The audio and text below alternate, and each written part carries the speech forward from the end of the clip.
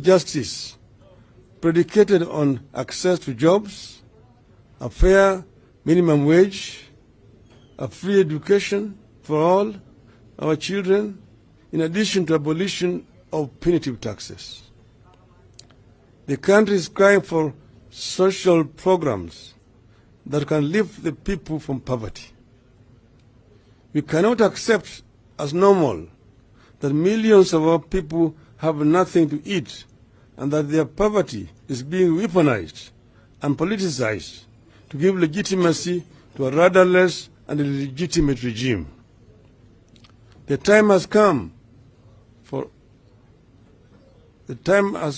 the full implementation of social and economic aspect of the Bill of Rights in our Constitution, and we must lead that push.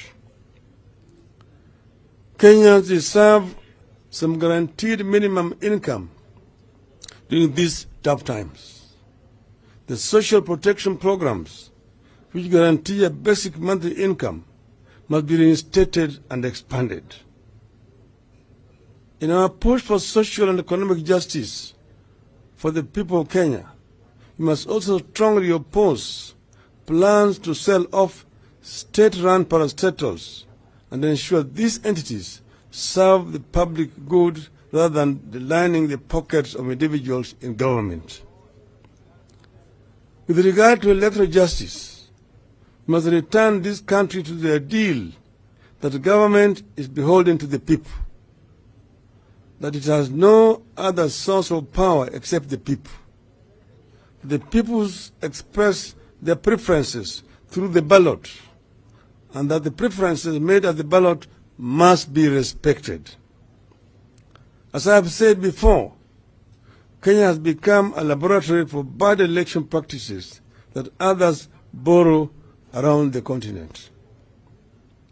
An organized elite keen to protect narrow selfish interests has forged strategic alliances and captured strategic systems and institutions with the sole purpose of subverting the substance of elections.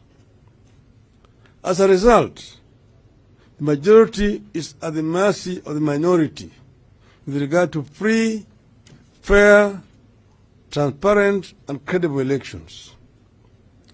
People wake up at dawn, stand in long queues to cast their ballots, but they end up with the results that indicate their votes were not counted and did not count. Economic and electoral justice must be seen to be intertwined. We must pursue them with the resolve, the courage, the sense of urgency, and the faith that they deserve, and we must do it now. Soon it will be too late. I'll finish those notes.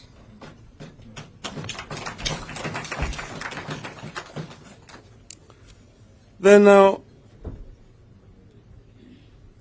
I want to now add a few points. First of all, what Professor Adams-Ollo mentioned to you people, and also what my other three brothers here have talked about. One, I want to begin to tell you here that nobody has asked for, and there will be no handshake. They've kept on talking wherever they go, oh, these people are doing this because they want to be called for handshake and so on. You have not asked anybody for handshake, and we don't want any handshake. What we are talking about is we are doing this in the interest of this country. In the last elections, we negotiated with Honorable Uhuru Kenyatta, and what we agreed on was put in a memorandum of understanding, which we made public on the day of the handshake.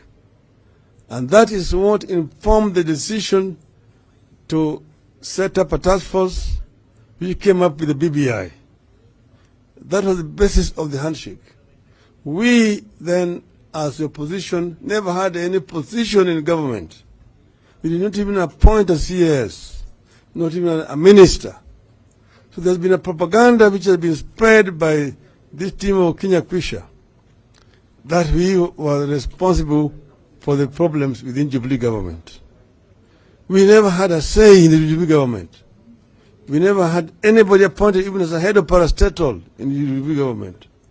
Not even a permanent secretary in the Jubilee government. We have never had. They are the ones who are in government, the ones who are living there, earning a salary, having protection of security and so on, and yet they come out to the government and saying that the government had failed. If it failed, they were part and parcel of that failure, not us. Now, those who have spoken before have given you historical background to political development in our country from independence to where we are. We had a multi-party system at independence. We had KANU and KADU and APP.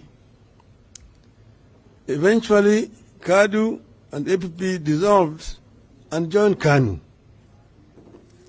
They all joined KANU without having to go for any by-elections. They just walked across the aisle from one side to the other side.